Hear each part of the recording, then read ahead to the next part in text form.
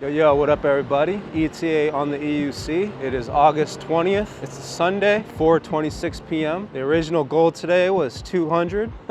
Definitely not gonna happen now. I already screwed up. I should have came out a lot earlier for a Sunday, because Sundays are different. Sundays in general, they used to be pretty busy, but this summer they've been slow. And with Sundays, like after 10 p.m. they slow down a lot, whereas other places you could be out past 12 a.m. in the morning and still get orders. Basically Sunday is the day that you want to come out and you want to start early and you want to work all day. Like I said, after lunch peak or whatever, it dies down because everyone's getting ready to go to work on Monday. So because of that, I already started out late. So I doubt we're gonna get that 200, but you know, we're gonna try anyway. If this is your first time watching the channel, welcome. In this channel we do food deliveries for Grubhub, Uber Eats, and DoorDash on electric unicycles in Manhattan. Today, we're on the Commander Pro, Stream Bowl Commander Pro. All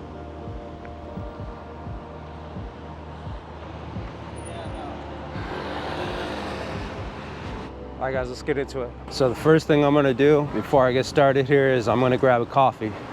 Kind of pathetic, right? It's like 4:30 and grabbing a coffee, but lately I've been working like early mornings till like 7 o'clock. Or not till 7 o'clock, but I've been doing like a lot of like working at like 4 a.m.s and stuff like that. So I've been sleeping in later, starting later, working later. I've been doing that basically all week, so that's kind of why I screwed up today. I wanted to come out and start at like 10 actually, but and I did. I had my alarm set for 10. It went off.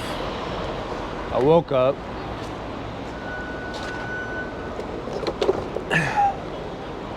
Thanks, man. Appreciate it. Thank you. Got a banana for me? Okay, thank you. And I woke up at 10, and then I just went right back to sleep, you know?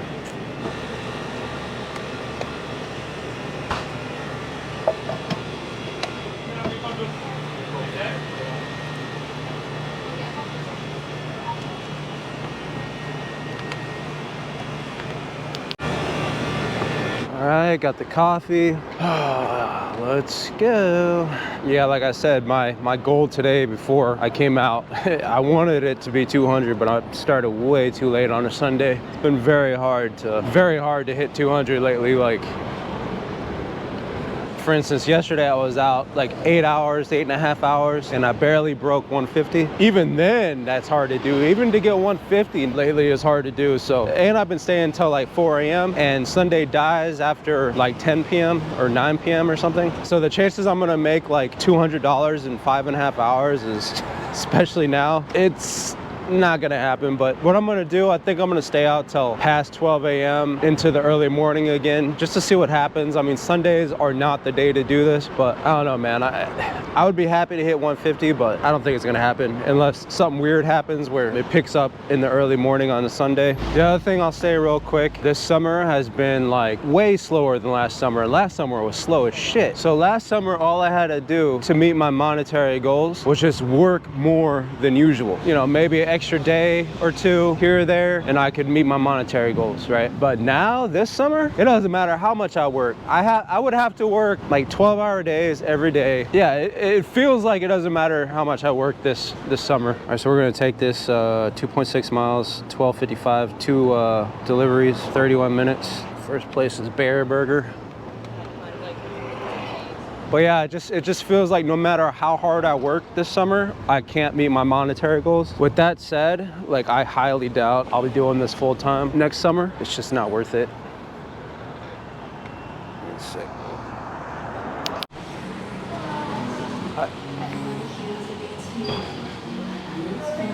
Yeah, for Dan. Thank you.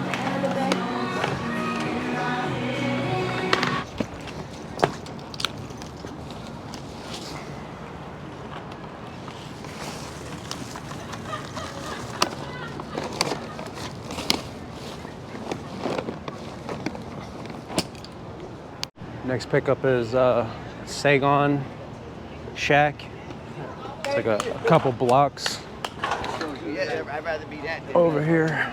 But yeah, I made my mind up. Like, at first I wasn't sure. I'm like, do I want to do this full time, like next summer and experience this shit again? And then I kept getting these days where it just god awful slow. It's just not worth it, man. You're out here working harder for less, basically. And you're putting in all this effort. You're still not meeting your monetary goals. You know, I started doing this for the independence and the freedom. But when you're putting in that much hours, what freedom do you have? You're working all the fucking time and you're not meeting your monetary goals. It's not worth it, man. So, I don't know.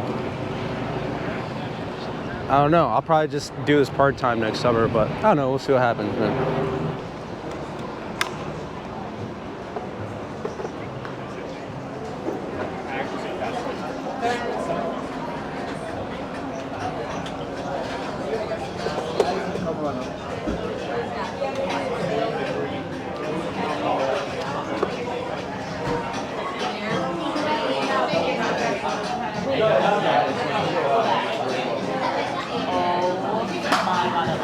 Hey.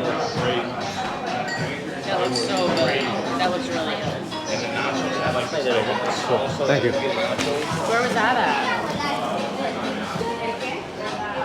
at? First drop-off says about 10 minutes to the southwest. And really, it doesn't matter how much experience you have. If customers aren't ordering and you're not getting orders, there's nothing you can do about it. That's for anyone that thinks, oh, you just need to like change up your strategy. No, no, no. We're just not getting any orders. Now, I could get like maybe try different apps, but really, the only apps that are really worth anything, like they actually give you anything around here that I'm aware of, is like DoorDash, Uber Eats, and Grubhub. And DoorDash and Grubhub are pretty much just a different story right now. But like there's people that do like Instacart and stuff like that, but I can't do Instacart because I don't have a car, right? Like you need a car to do Instacart. You need a car to do certain other apps, so.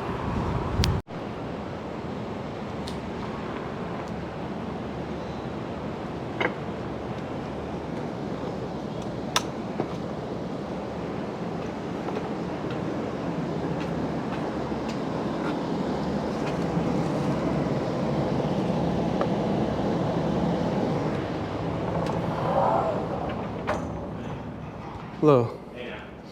Let me see. Food delivery. Oh shit, I'm at the wrong spot. Damn it.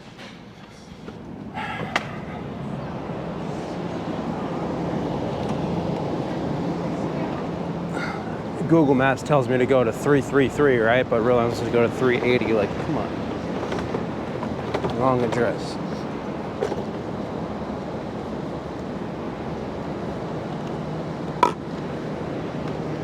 .380, they're like prejudiced against EUCs.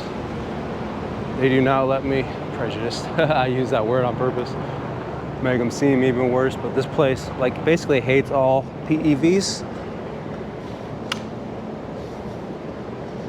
And so I'm gonna likely have to put this at the front. Like they scowled me.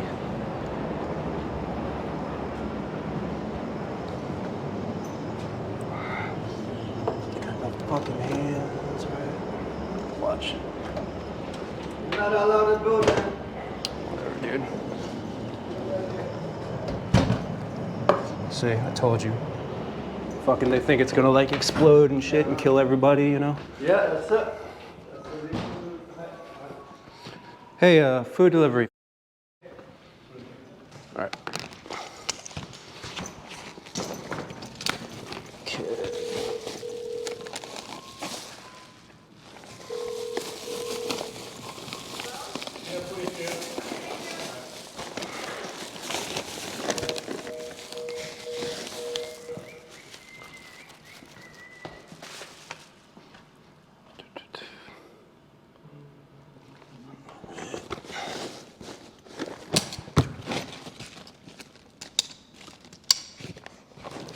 Thank you. Thank you.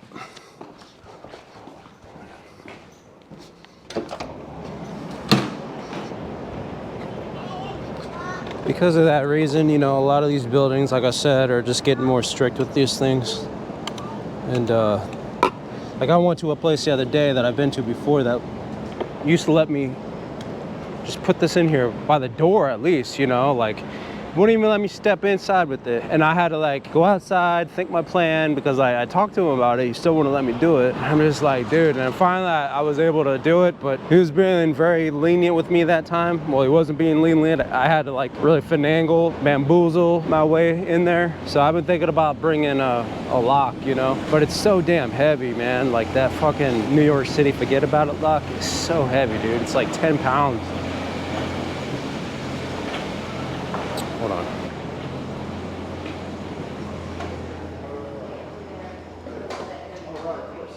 Hey, food delivery. Yeah, can you leave that bike right there, please? Yeah. This way the camera got it. Yeah, no problem. What is it, a food delivery set? Yeah, this is 21 South End? Yes. All right. What's the tenant's name? You got it. This way, second floor. Cool, thank you. You got it, sir. I'm so annoyed right now. So like usually when you park your vehicle, you're not inside here very long. So I've been thinking about just getting a lighter lock, because that forget about it lock, like I said, it's around like 10 pounds or something, and I could put it in my backpack, but you really feel that. And I also have a thing. I also have like a belt strap thing. I could put it on my belt, but like it's just heavy, man. Let's see. So I've been thinking about buying like a lighter lock.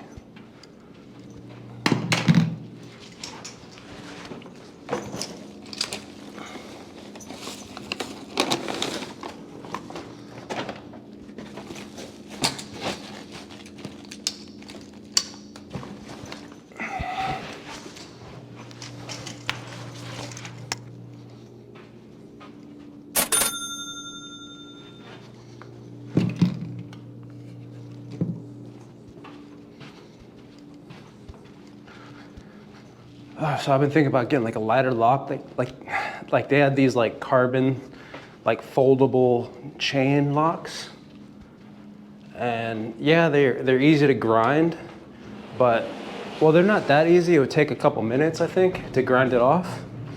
But that's, you know, I don't need that much time to come in and drop something off, and it's lighter. I can carry it in my backpack, fold it up, carry it in my backpack or something like that. And so in instances where these freaking doormen are like super strict and won't let me do anything, I can just put that thing in bring it out, lock it up real quick, and move on with my life. But there's not that many places that force me to leave this thing outside. There's this one spot on the top of my head. It's like 10 Liberty over here in Financial District. He would not let me. And that was the dude I had to like talk to, like finagle my way, and because he would not let me do it. And I'm just like, dude, just like, please, bro. Like, I had my freaking Commander Pro. I don't know, man. This job is getting like, it has not been fun this summer, man. Dealing with these tighter restrictions on these PEVs, freaking slow as shit, not really meeting my monetary goals this summer. It ain't it. I'm not gonna like torture myself if this is how it's gonna continue to be. Like winter, it's gonna be different, but next summer, yeah. So I'm gonna take this shop and pay, 0.9 miles, 21 minutes, 2 items, $9, $9.02. It says 21 minutes, but I kind of know the store pretty good, and it's only 2 items. Hopefully I can make it quicker than that.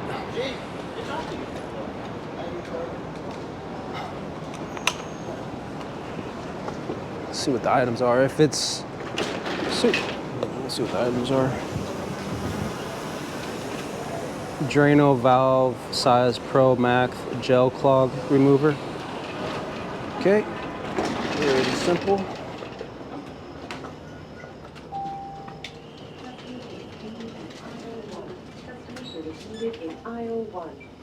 All right, so it looks like they don't have it. It should be right here. And he wants 2 of them. The only thing they have is one of these things.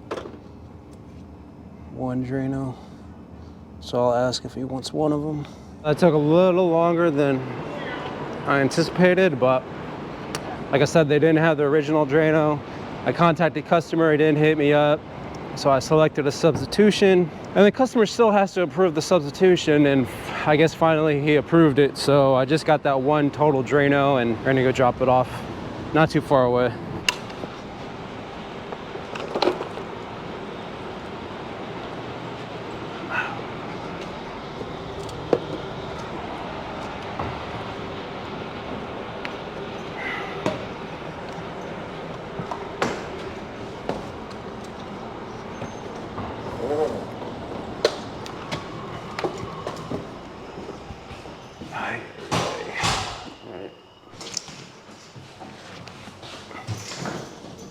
So this one says put in the elevator.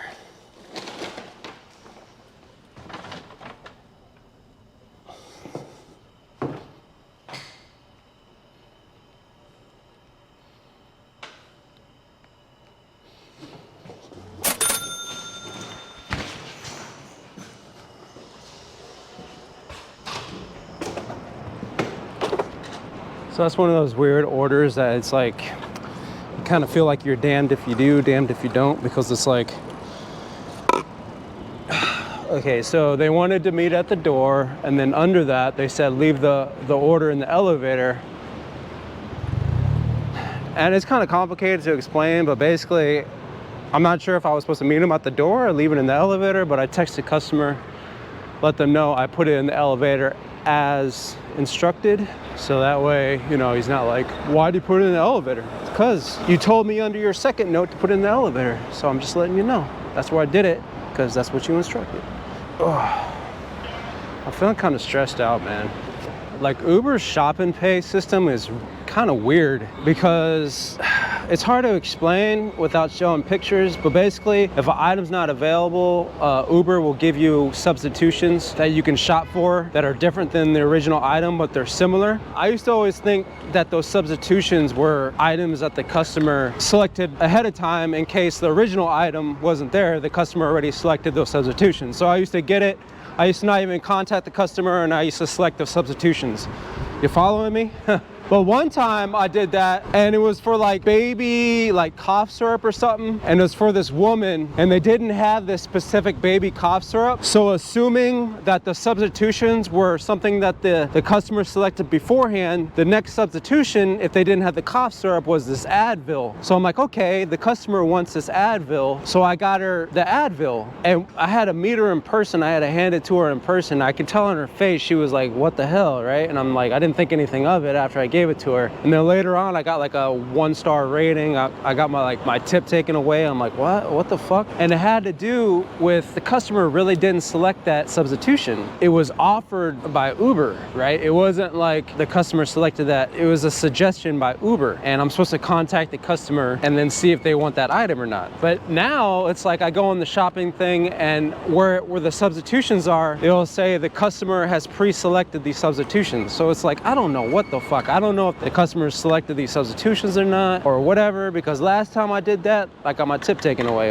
If you guys are even following me, I'm kind of annoyed trying to describe the story, but so I don't know if these things are like pre-selected by the customer or not. So I always contact the customer and be like, hey, do you want this substitution or not? Because last time I didn't contact them, it wasn't what they wanted, and I got punished for it. So really, that's the main downfall of the shopping shit, is like, at least here in Manhattan, like the majority of the time, they don't have all the items. Like every time you go shopping, if they have more than 2 items, then usually like the 3rd item they won't have, you know what I mean? Like 1 out of the 3 items they won't have, and you have to go through all this crap. You have to contact the customer, you have to wait for their approval, you have to find the other item, etc., etc. So it just adds more and more in time and complications. The other day I did a 15-item shopping thing. They actually had all the items. I was amazed. You never see that. It was that same store too. I went to the customer, I'm like, yo, they actually had all the items. You're so lucky. That never happens.